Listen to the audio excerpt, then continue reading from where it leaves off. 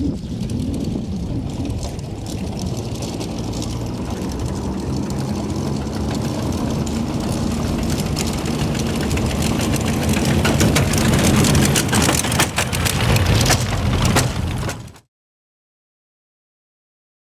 guys, thanks for tuning in to another video on ForgottenWeapons.com. I'm Ian McCollum, and I'm here today at DriveTanks.com with something that is neither a weapon nor a tank. But I was not going to miss the opportunity to take a look at this, because I think these are horribly underrated and extremely cool vehicles. This is an SdKfz 2. It was originally designated the kleines Kettenkraftrad, which basically means light motorcycle tractor, or light tracked motorcycle. In practice, the name was shortened to just Kettenkrad. And this was kind of think of it as a light tractor, somewhere halfway between a motorcycle and a jeep for the German army. These were developed in 1939, or starting in 1939. They were in mass production in 1941, and in total they made almost 9,000 of them, somewhere between 8,300 and 8,800, depending on different sources that I've seen.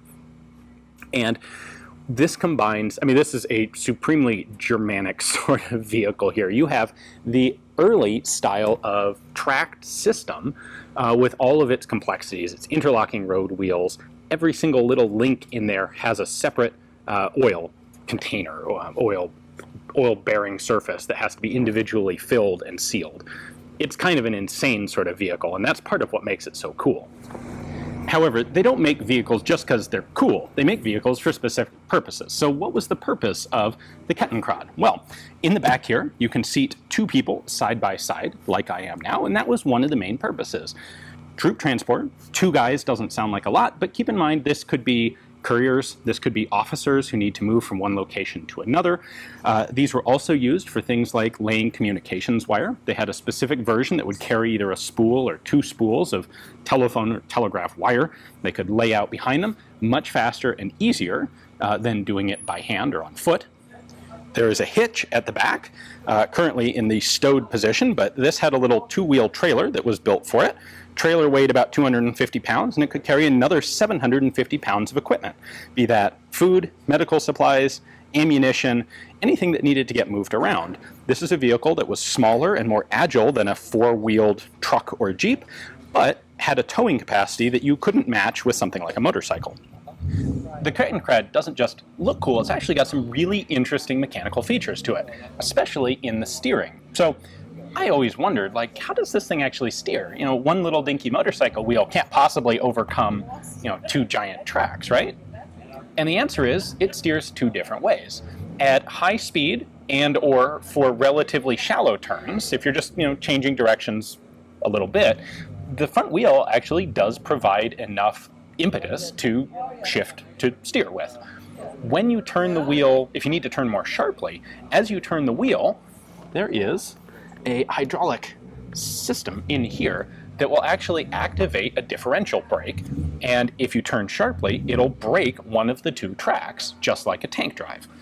Then, of course, the tracks cause you to skew left or right.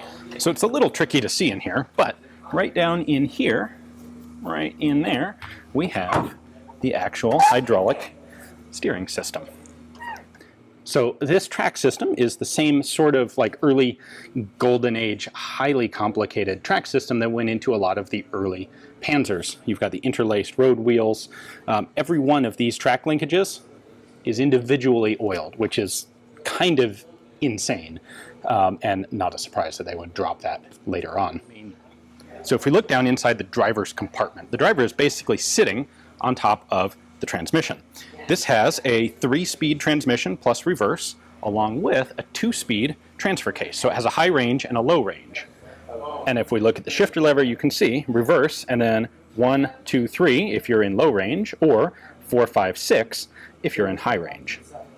This is powered by a standard Opel car engine.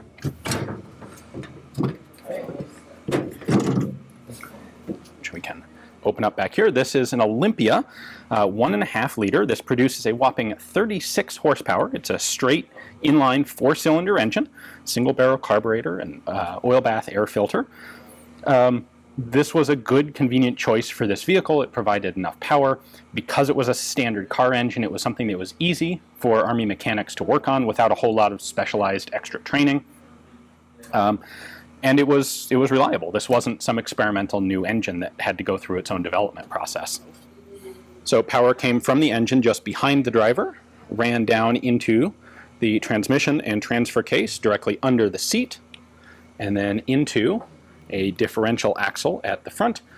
The front two sprockets are the drive sprockets for the track system. With this 36 horsepower engine, the vehicle could get up to a remarkable speed of 44 miles an hour. Now, having just done a little bit of driving with this, I can tell you that 44 miles an hour in this would be absolutely terrifying. This thing has a rather high center of gravity, and I don't know if it's just my own gut feeling or if it's reality, but this thing sure feels like it's just waiting for the first opportunity to roll over and kill you. 44 miles an hour, 40 miles an hour, you're only going to want to do that on a pretty darn good paved road. When you're going off-road, overland, bumps, dips, gullies, that sort of thing, you want to stick with a much lower speed. That said, it's actually quite comfortable to drive. So I don't know if you can quite see it under here, but there's a nice pair of coil springs that give the seat a good bit of suspension to it. And you actually have a pair of knee bumpers here, one on each side, so that you don't slam your knee into the front of the vehicle body.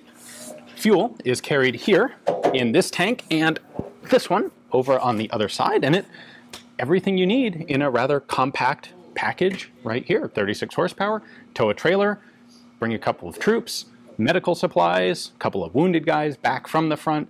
This was really a quite remarkable universal utility vehicle. So these were primarily used on the Eastern Front during World War II. They got into mass production by the summer of 1941, in time for Barbarossa, and they proved to be ideal vehicles for the terrain and the long distances in Russia. They were also used to tow artillery pieces, light 37mm anti-tank guns, for example. They were pretty decent in mud. They could climb very steep slopes. The tracked system here is an incredibly capable off-road sort of system. Late in the war, these would even actually see substantial use as aircraft tractors. As Germany ran very, very low on high-grade aviation fuel, they actually made an effort to save fuel by not having aircraft taxi out to the runway. Instead, they would tow them with Kettenkrads. In fact, after the war, they actually continued production allegedly until about 1948. Some 550 more of these were manufactured specifically for agricultural use. And that's what happened to most of them that survived the war. In fact, this particular one came off of a farm where it had been in use as the equivalent of a Jeep in American agricultural service after the war. Of course, the Jeep came home, or troops came home, having used the Jeep and knowing what a rugged and capable off-road vehicle it was and wanted one for farm use back home. So I'd like to give a big thanks to drivetanks.com for the opportunity to film this and to actually drive it. This is, remarkably, in their rental inventory of awesome vehicles and firearms and artillery pieces. So if you're so inclined, you can come down here. They'll teach you how to drive this, take it around their track yourself. It's super fun. Big thanks to them. Hopefully you guys enjoyed the video. Thanks for watching.